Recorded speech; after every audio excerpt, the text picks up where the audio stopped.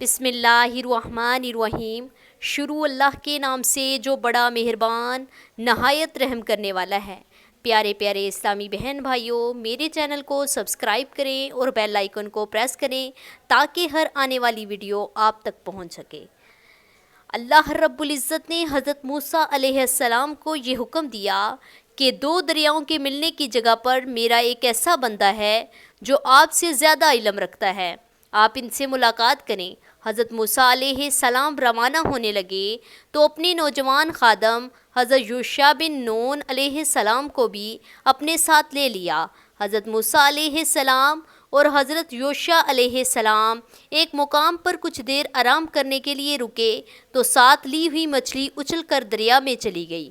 پھر کچھ دور آگے جانے کے بعد حضرت موسیٰ علیہ السلام نے حضرت یوشع علیہ السلام سے پوچھا کہ کھانے کے لیے کچھ مچھلی لاؤ۔ حضرت یوشع علیہ السلام نے عرض کیا کہ جہاں ہم رکے تھے وہاں مچھلی پانی میں چلی گئی تھی، لہٰذا دونوں اپنے قدموں کے نشانات دیکھتے ہوئے واپس چلے گئے۔ فرمان الہی ہے۔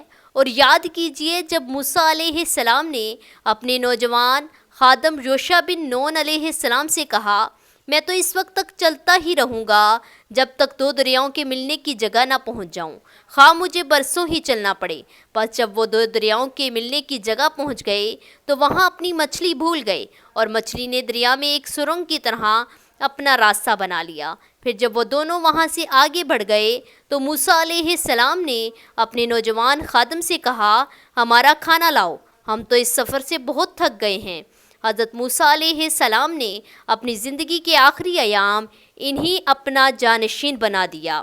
اللہ رب العزت نے حضرت موسیٰ علیہ السلام کے بعد حضرت یوشع بن نون علیہ السلام کو نبوت عطا فرمائی۔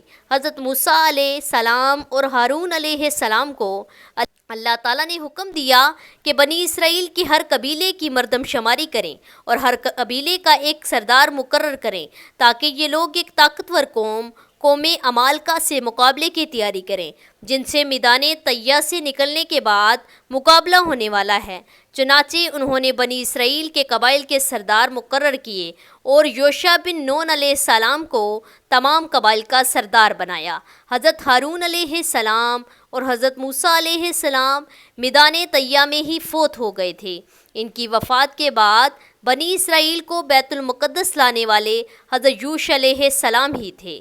اریحا کا ایک خوبصورت شہر تھا جس میں بڑی شاندار عمارتیں تھیں۔ حضرت یوشع نے اپنے فوجیوں کو لے کر اس شہر کا محاصرہ کیا لیکن دشمن معروب نہ ہوا۔ آخرکار آپ علیہ السلام کی فوج نے شہر کو چاروں طرف سے گھیر کر نعرہ تکبیر بلند کیا تو شہر کی فصیل چار دیواری ٹوٹ گئی اور وہ اپنی فوجوں کو لے کر فاتحانہ انداز میں شہر میں داخل ہو گئے اور بہت سا مال غنیمت حاصل کیا۔ حدیث سے رسول اکرم صلی اللہ علیہ وآلہ وسلم ہے، ایک نبی جہاد کے لیے نکلنے لگے تو انہوں نے اپنی قوم سے فرمایا وہ آدمی میرے ساتھ نہ آئے جس نے نئی شادی کی ہے اور ابھی اپنی بیوی سے ہم بستر نہیں ہوا، وہ بھی میرے ساتھ نہ آئے جس نے کوئی عمارت تعمیر کی ہے لیکن ابھی چھت نہیں ڈالی، وہ بھی میرے ساتھ نہ آئے جس کی بکری یا اونٹنی حاملہ ہے اور وہ بچہ پیدا ہونے کا انتظار کر رہا ہے۔ چنانچہ وہ اپنی فوجوں کو لے کر جہاد کے لیے نکلے اور شہر کے قریب وہ اس وقت تک پہنچے جب عصر کا وقت ہو چکا تھا۔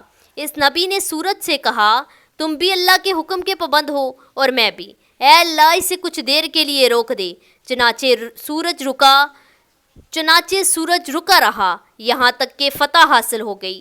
جہاد کے بعد انہوں نے مال غنیمت جمع کیا، اسے آگ جلانے کے لیے آئی لیکن جلائے بغیر واپس چلی گئی۔ نبی علیہ السلام نے کہا تم میں سے کسی نے خیانت کی ہے اس لیے تمہارا جہاد قبول نہیں ہوا، لہٰذا ہر قبیلے کا ایک ایک آدمی میرے ہاتھ پر بیعت کرے۔ جب قبیلے کے نمائندے بیعت کرنے کے لیے آئے تو ان میں سے ایک آدمی کا ہاتھ نبی کے ہاتھ سے چپک گیا۔ نبی نے فرمایا تمہارے اندر ہی خیانت ہے، تمہارا پورا قبیلہ مجھ سے بیعت کرے۔ اس قبیلے کے تمام افراد نے بیعت کی تو 3 آدمیوں کے ہاتھ نبی کے ہاتھ سے چپک گئے۔ نبی نے فرمایا خیانت کا مال تمہارے پاس ہے، لہٰذا لے آؤ۔ وہ گائے کے سر کے برابر سونا لے کر آئے اور اس سونے کو دوسرے مال غنیمت کے ساتھ رکھ دیا گیا۔ آگ آئی اور اسے جلا کر چلی گئی، جو جہاد کے قبول ہونے کی علامت تھی۔ آپ صلی اللہ علیہ وآلہ وسلم نے یہ بھی فرمایا کہ ہم سے پہلے لوگوں کے لیے مال غنیمت حلال نہیں تھا، اللہ تعالیٰ نے ہماری کمزوری دیکھ کر ہمارے لیے حلال کر دیا ہے۔ جب حضرت یوشع علیہ السلام بنی اسرائیل کو لے کر بیت المقدس کو فتح کرنے کے لیے نکلے تو راستے میں بلعام بن باور کا واقعہ پیش آیا۔ یہ آدمی اللہ کا اسم اعظم جانتا تھا جس کے ذریعے سے کی ہوئی ہر دعا قبول ہوتی۔ اس کی قوم نے اس سے مطالبہ کیا کہ موسیٰ علیہ السلام اور اس کی قوم کے خلاف بد دعا کرو۔ اس نے انکار کر دیا۔ لوگوں نے بہت زیادہ اصرار کیا۔ آخرکار یہ اپنی گدی پر سوار ہو کر بنی اسرائیل کے لشکر کی طرف چل پڑا۔ جب وہ قریب پہنچا تو گدی بیٹھ گئی۔ اس نے اسے کھڑا کرنے کی بہت کوشش کی لیکن وہ کھڑی ہو کر پھر بیٹھ گئی۔ آخرکار قدرت الہی سے گدی بولی کہ اے بلعام، تو کہاں جا رہا ہے؟ کیا تو نہیں دیکھ رہا کہ فرشتے مجھے اس طرح جانے سے روک رہے ہیں؟ کیا تو نہیں دیکھ رہا کہ فرشتے مجھے اس طرف جانے سے روک رہے ہیں؟ کیا تو اللہ کے نبی اور مومنوں کے خلاف بد دعا کرے گا اور وہ پھر بھی گدی سے نیچے نہ اترا اور اسے مار پیٹ کر آگے چلانے کی کوشش کرتا رہا۔ آخرکار وہ چل پڑی۔ جب وہ حسنان نامی پہاڑ کے قریب پہنچا اور موسیٰ علیہ السلام کی قوم کو دیکھا تو بد دعا کرنے لگا، لیکن اس کی زبان اس کے قابو میں نہ رہی۔ اس کی بد دعا خود اس کی قوم کے لیے نکلنے لگی۔ لوگوں نے اسے ملامت کی۔ اس نے کہا، میں کیا کر سکتا ہوں؟ میری زبان سے یہی کچھ نکل رہا ہے۔ پھر اس کی زبان لمبی ہو کر سینے سے لٹک گئی۔ پھر اس نے قوم سے کہا، میری تو دنیا بھی برباد ہو گئی اور آخرت بھی۔ اب موسیٰ علیہ السلام کی قوم کے خلاف کوئی مکر و فریب ہی کیا جا سکتا ہے؟ اب موسیٰ علیہ السلام کی قوم کے خلاف کوئی مکر و فریب ہی کیا جا سکتا ہے۔ اپنی عورتوں کو خوب زیب و زینت کروا کر کچھ اشیاء دے کر بیچنے کے لیے بنی اسرائیل کے لشکر میں بھیج دو، وہ مردوں کو اپنی طرف مائل کریں گی۔ اگر بنی اسرائیل کا ایک آدمی بھی بدکاری کر لے گا تو تمہیں لڑنے کی ضرورت ہی نہ رہے گی۔ قوم نے اس کے مشورے پر عمل کرتے ہوئے اپنی عورتوں کو بنی اسرائیل کے لشکر میں بھیج دیا۔ ایک اسرائیلی سردار نے ایک عورت کے ساتھ خلوت کی۔ اسی وقت اللہ تعالیٰ نے بنی اسرائیل پر طاعون کی وبا بھیج دی۔ جب معلوم ہوا تو بنی اسرائیل کے ایک شخص نے اس کے خیمے میں جا کر دونوں کو قتل کر دیا اور کہنے لگا، اے اللہ، ہم تیرے نافرمانوں کے ساتھ یہ سلوک کرتے ہیں۔ پھر طاعون کی وبا ختم ہو گئی۔ فرمان الہی ہے، اے نبی صلی اللہ علیہ وآلہ وسلم، ان لوگوں کو اس شخص کا حال سنائیے جس کو ہم نے اپنی آیات دی تو وہ ان احکام کی پابندی سے بالکل ہی نکل گیا۔ پھر شیطان اس کے پیچھے لگ گیا اور وہ گمراہ لوگوں میں شامل ہو گیا۔ اگر ہم چاہتے تو اسے ان آیات کی بدولت بلند مرتبہ عطا کر دیتے، لیکن وہ تو زمین کی طرف مائل ہو گیا اور اپنی نفسانی خواہشات کی پیروی کرنے لگا۔ پس اس کی مثال کتے جیسی ہے کہ اگر آپ اس پر کوئی بوجھ ڈال دیں تب بھی وہ ہانپتا ہے، یا اس کو چھوڑ دیں تب بھی وہ ہانپتا ہے۔ یہی مثال ہے ان لوگوں کی جنہوں نے ہماری آیات کو جھٹلایا۔